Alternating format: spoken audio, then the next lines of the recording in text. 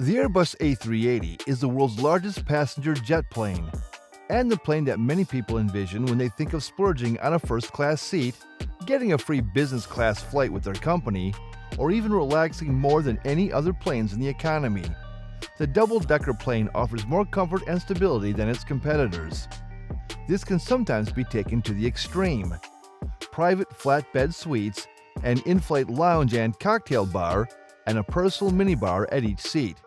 Emirates even installed shower spas on its fleet of double-decker jets.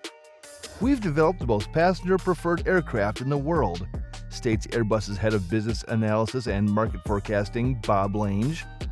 But then why is Airbus forced to cancel all A380s? What is the reality behind Airbus's decision to discontinue A380 production? What happened? Since its inaugural flight in 2007, the world's largest passenger airliner has been dogged by controversy. Despite having the capacity to transport 500 to 800 paying passengers, the plane was simply too expensive, too fuel-hungry, and too large to be realistic in today's society. The A380 is not only an outstanding engineering and industrial achievement, passengers all over the world love to fly on this great aircraft. Hence, today's announcement is painful for us and all the A380 communities worldwide. Airbus Chief Executive Tom Enders. While the A380 program has struggled to acquire orders over the years, with just 313 definite orders to 13 airlines, it has always been able to continue due to an order book strengthened by Emirates. The Middle Eastern airline ordered over 100 of the planes, effectively subsidizing lower pricing for numerous other airlines. However, towards the turn of the decade, airlines realized they could buy airplanes that could travel just as far but were easier to fill with passengers and inexpensive to fill with fuel. The Boeing 787 Dreamliner was one such airliner that, because of its low fuel consumption, could easily compete with any other aircraft on the market. Airbus and Boeing, sensing a shift in direction, began to design large aircraft with a focus on fuel consumption and range. These concepts gave birth to the Airbus A350 and the Boeing 777X, two aircraft that could fly long distances but could land at smaller airports. However, Airbus still had a super jumbo-sized difficulty in the form of a massive factory dedicated to constructing an airplane that the market did not desire. According to their order book, they still had just under 100 orders to deliver, many of which had not yet begun construction. As a result, Airbus contacted their clients and asked whether they would be willing to switch the A380 order to another aircraft, such as the A350. This would save the airline money. The A350 is roughly $100 million cheaper, while also allowing them to complete the pricey A380 program sooner.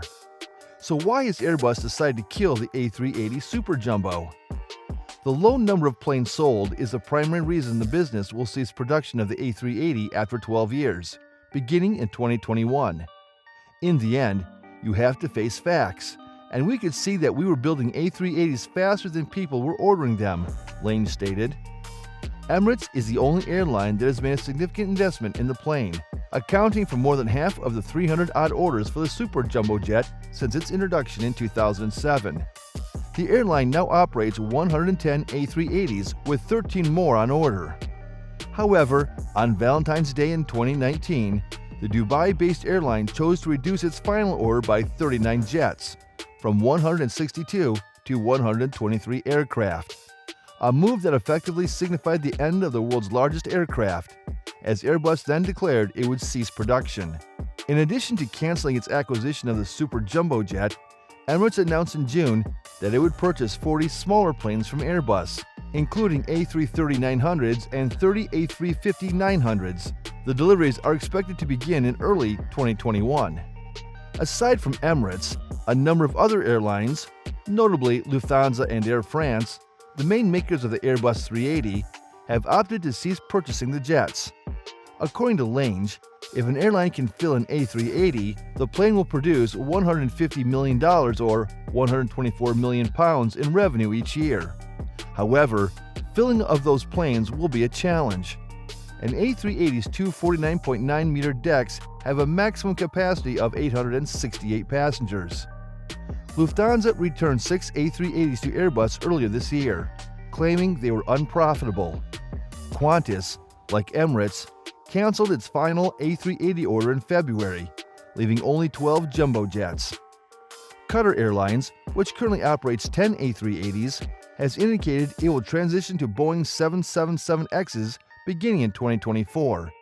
So what went wrong here? The A380's capability was expected to be its main selling point. The majority of the world's major airlines told us they needed a larger aircraft to deal with traffic growth and congestion, Lange explains. Larger aircraft meant more terminal gates were required to accommodate more passengers. Furthermore, more seats meant more passengers, which resulted in lower fares. Everyone prefers direct flights, but the ticket price is the most important factor for passengers. Even though the super jumbo jets, with their massive 80-meter wingspans, could only fly between major city hub airports, passengers were willing to put up with a stopover to save money. Furthermore, as the plane ages, the cabin should be renovated. The more seats to upgrade, the more expensive it becomes. This is one of the reasons why Air France, the first European airline to fly the A380, has planned to retire the plane on August 5, 2021. The anticipated cost of renovating economy and business classes, at more than $45 million, was simply too high when compared to investing in newer ones. That was just one of the reasons the French airline opted to retire all 10 of its A380s by 2022 and replace them with 60 smaller Airbus A220-300s with a capacity of 149 passengers. Then there is the external appearance.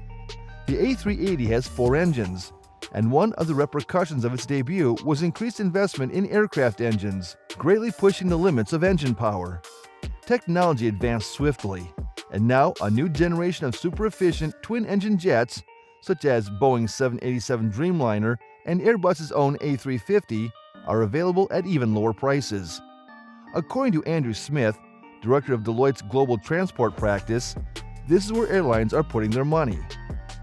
Given that fuel is an airline's largest operating cost, anything airlines can do to lock in lower fuel and maintenance costs is likely to be highly appealing, he says. In many instances, airlines have chosen to base their aircraft inventory renewal plans around these twin-engine variants, bringing the planned retirement dates of quad-engine airplanes forward as a result. So while the 4-engine A380 still offered an unparalleled passenger experience, it was not enough to maintain orders coming in. While disappointing and costly, the early cancellation of the A380 project has not left Airbus in disarray. Despite the closure and subsequent multi-billion-dollar loss, Airbus profits more than doubled in the first half of this year when compared to the same period in 2018. And the technology developed for the A380 has not gone unnoticed, as it has already been used in smaller Airbus planes. We put so much innovation into that plane, Lange recalls. The A380 has far more than 380 patents. Sheikh Ahmed bin Zayed Al Maktoum, the chairman and CEO of the Emirates, stated, "While we are disappointed to have to give up our order and sad that the program could not be sustained, we accept that this is the reality of the situation. For us, the A380 is a wonderful aircraft loved by our customers and our crew. It is a differentiator for Emirates. We have shown how people can truly fly better on the A380. But it is time to say goodbye to the world of very large passenger airplanes for those of us who grew up with the Boeing 787 and Airbus A380. We are afraid that their time will never come again. Let us remember the memories it generated and the advancements it gave to the world of aviation. The sky may change, but the sense of luxury and comfort will endure."